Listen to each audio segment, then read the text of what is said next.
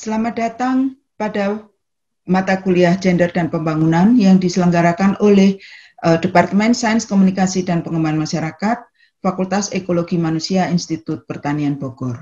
Perkenalkan, nama saya Ekawati Sriwahyuni. Mohon izin untuk share screen untuk penjelasan mengenai rencana perkuliahan atau biasa disebut sebagai kontrak perkuliahan.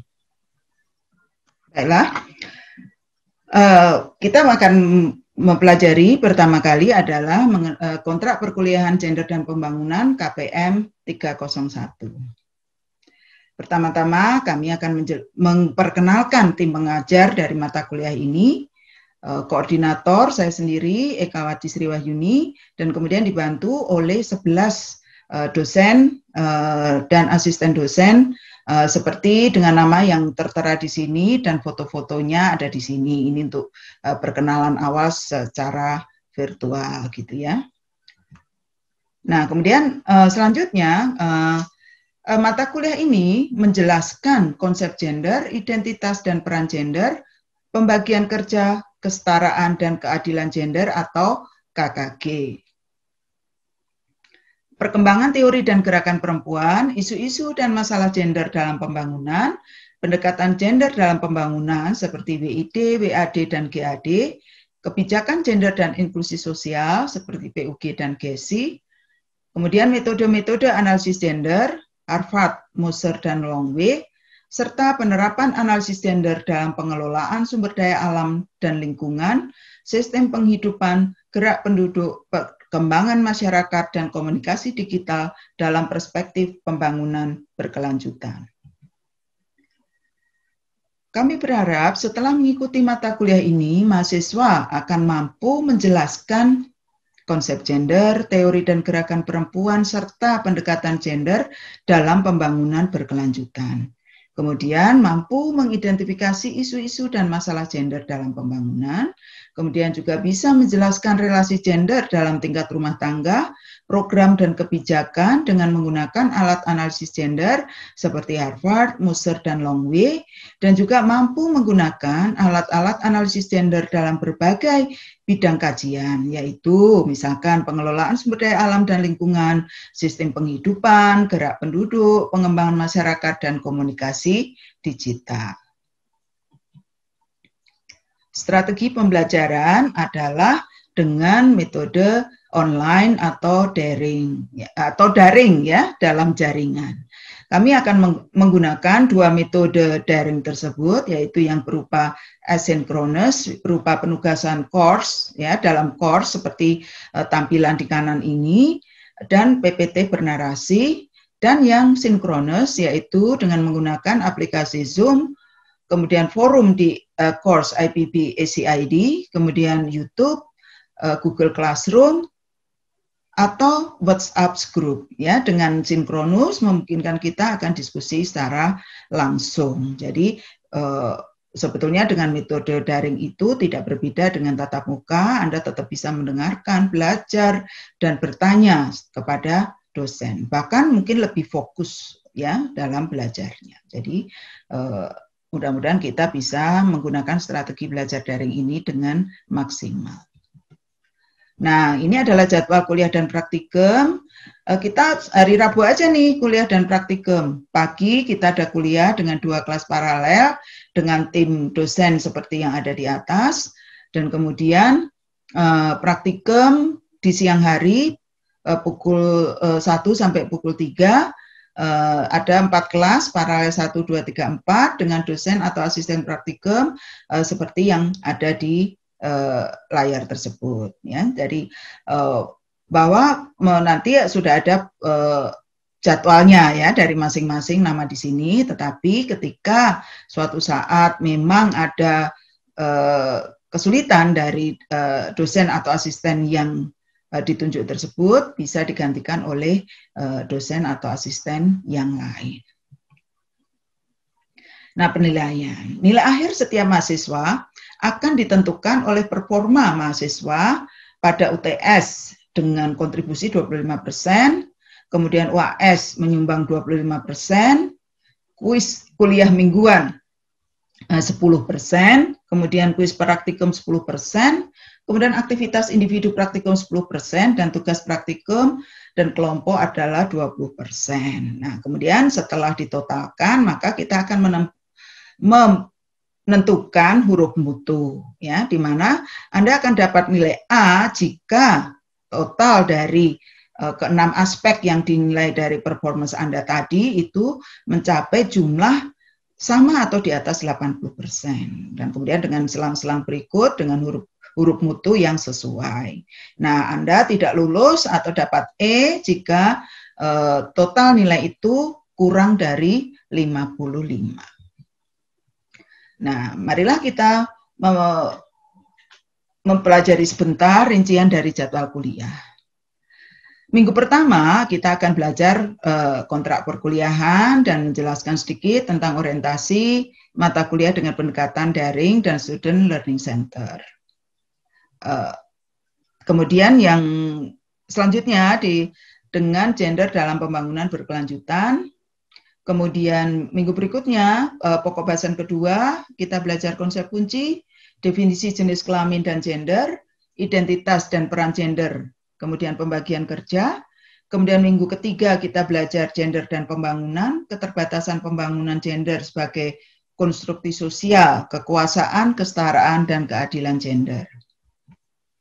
Minggu keempat kita akan belajar isu gender dan pembangunan, kemudian minggu kelima adalah perkembangan konsep dan teori gender, minggu keenam pendekatan gender dan pembangunan dari WID ke GAD, dan kemudian ketujuh adalah kebijakan gender dalam pembangunan dengan PUG dan GESI. Nah, setelah minggu ketujuh, maka kita akan masuk kepada ujian tengah semester pada tanggal 19 sampai 31 Oktober 2020. Nah, setelah UTS, maka kita akan masuk ke pokok bahasan ke-8, yaitu alat analisis gender kerangka Harvard.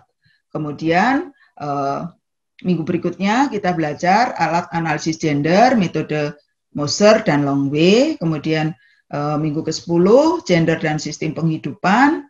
Kemudian selanjutnya gender dan lingkungan.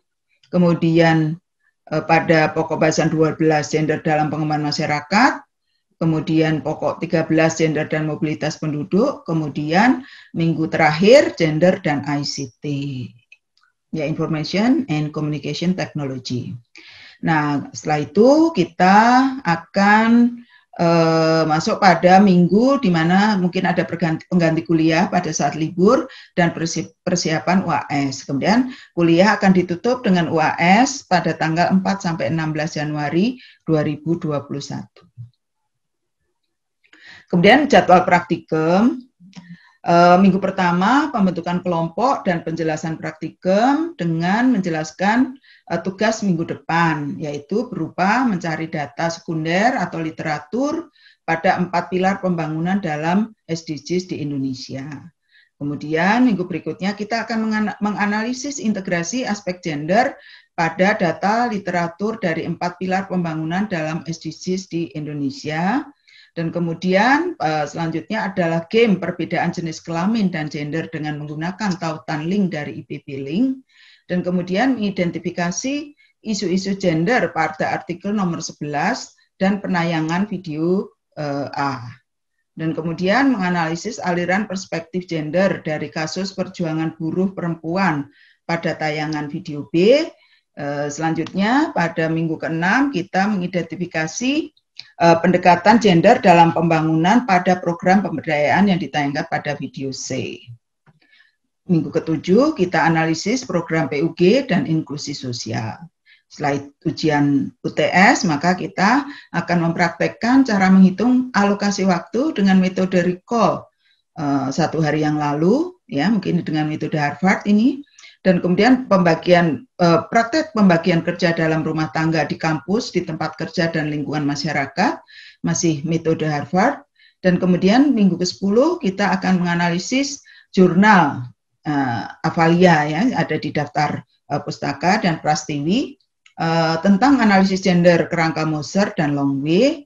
Kemudian kita akan menyusun tugas akhir, mulai menyusun tugas akhir yaitu berupa studi literatur, data sekunder atau survei online.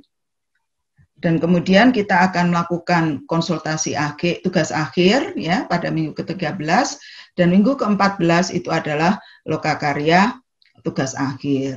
Nah, kemudian kita akan siap-siap pengganti kuliah dan persiapan UAS pada tanggal 21 sampai 31, dan kuliah seperti tadi ditutup dengan UAS pada tanggal 4 sampai 16 Januari 2021. Berikut adalah daftar pustaka yang digunakan. Anda bisa memperolehnya secara online atau nanti bisa, kalau yang tesis, berupa tesis misalkan, Anda bisa mengambilnya dari repositori IPB. Kalau kemudian nanti tidak ditemukan dari internet, mungkin akan dibagi hard copy-nya oleh tim pengajar. Nah, kemudian ada juga daftar video yang digunakan, gitu ya, ada 3. Walaupun nanti ada kemungkinan di dalam perjalanan mungkin ada perubahan di dalam atau tambahan dalam pustaka ataupun pembelajaran dari video yang akan digunakan. Nah, kemudian tata tertib dalam dalam kuliah dan praktikum daring itu bisa Anda baca sebetulnya di sini. Ada 1, 2, 3, 9, ada 16 ya, ada 16. Tapi mungkin yang terpenting, ini sudah saya tandai bahwa harus bergabung, Anda semua harus, mohon maaf, salah. Ya ini ya, jadi Anda harus mengikuti seluruh proses kuliah dan praktikum. Kemudian nanti tentu akan dapat link, dapat harus berpakaian rapi, yang meskipun Anda di rumah gitu ya. Jadi kalau tampil juga mungkin rapi gitu ya. Dan karena nanti semua akan harus muncul di video gitu ya. Jadi Anda tidak boleh berpakaian sembarangan gitu ya, kurang etika gitu. Kemudian diharapkan Anda sudah bergabung 10 menit sebelum jadwal praktikum atau kuliah untuk presensi. Tapi mungkin ada metode lain dari presensi ya, karena kalau tidak salah harus sesuai dengan kehadiran dosen. Jadi itu bisa berubah. Tapi Anda harus ikut, mencatatkan diri Anda bahwa Anda hadir di dalam perkuliahan itu dengan presensi. Kemudian mahasiswa yang terlambat tidak boleh ikut ya, tidak boleh masuk ke ruang virtual ya, tentu tidak diperkenankan ya, tidak akan diadmit, sehingga Anda dianggap lalai untuk ikut kuliah tersebut kecuali Anda memberitahu sebelumnya kepada dosen ya, secara langsung. Nah, kemudian di mana Anda bisa presensi gitu ya? Presensi atau mengisi daftar hadir ada kuliah dan praktikum dapat dilakukan di course IPB ACID dan IPB Mobile for Student ya, ini tergantung yang mana nanti ya, karena memang persoalan jaringan yang tersedia itu akan berpengaruh kepada proses daring ini. Jadi yang lalai ya dianggap tidak ikut kuliah dan praktikum pada waktu yang bersangkutan. Dilarang menitipkan dan dititipkan ya untuk daftar hadir ini. Kalau ketahuan ya akan diberi sanksi dengan huruf mutu E atau tidak lulus. Selama kegiatan kuliah, mahasiswa wajib mengaktifkan fungsi video selama perkuliahan daring berlangsung ya, karena ini juga sebagai bukti kehadiran dan keaktifan dalam mengikuti perkuliahan, kecuali terkendala sinyal dengan memberitahu sebelumnya kepada dosen gitu ya. Jadi ini karena juga presensi itu juga akan dicatat ya, karena kalau daring itu lebih ada sistem sistem IT-nya yang aktif untuk mencatat kehadiran Anda. Jadi kalau Anda ada kesulitan dalam akses link perkuliahan, wajib memberitahu dosen sebelum perkuliahan dan dalam forum pembelajaran virtual berlangsung sesuai dengan yang tertera pada jadwal kuliah. Dan yang terpenting tidak diperkenankan atau mahasiswa tidak diperkenankan melakukan aktivitas lain pada saat mengikuti perkuliahan kecuali atas seizin dosen. Ya, jadi kalau terpaksa meninggalkan pun juga harus bilang ya, itu sama, harus ada izin, ya, ada etikanya juga di dalam sistem daring itu. Kemudian kalau yang berhalangan tentu harus melapor ya selambat-lambatnya minggu berikutnya dengan surat izin dari ketua departemen dan melampirkan bukti yang mendukung. Kalau itu izin karena mengikuti kegiatan kemahasiswaan, harus ada izin dari wakil rektor IPB bidang akademik dan kemahasiswaan. Nah, ini yang terpenting bahwa jika Anda terpaksa izin karena sakit atau alasan yang lain, maka diberi slot sekitar 3 kali kuliah atau 20%. Jadi Anda boleh tidak hadir 20%, Anda masih bisa mengikuti UAS. Gitu ya. Kalau UTS, memang Anda harus mengikuti paling tidak 5 kali, ya, 5 kali kuliah baru bisa UTS. Nah, kalau UAS dari total kuliah harus ikut 11 kali. Anda melakukan self-enrollment pada mata kuliah di course IPB ACID minimal 1 hari sebelum pelaksanaan UTS. Ya, jadi kalau berhalangan dan sebagainya, maka Anda harus memberitahu secara tertulis kepada dosen mata kuliah atau koordinator mata kuliah. Nah, kemudian nilai ujian itu harus diumumkan selambatnya 2 minggu setelah ujian, dan mahasiswa boleh ya mencek kebenaran nilai itu 3 hari setelah nilai diumumkan. Nah, jika ada masalah, maka Anda bisa menghubungi pengelola mata kuliah melalui sekretariat koordinator mata kuliah gender dan pembangunan atau KPM 301 ya, tentu kalau offline itu di kampus IPB lantai 5, tetapi Anda juga bisa menghubungi melalui telepon yang tertera di sini, dan kemudian atau menghubungi koordinator mata kuliah atau koordinator praktikum seperti yang tertera di sini ya. Anda bisa menghubungi melalui jaringan online, jaringan online, secara online. Baiklah, terima kasih atas perhatiannya. Jadi semoga Anda bisa mengikuti kuliah ini dengan baik.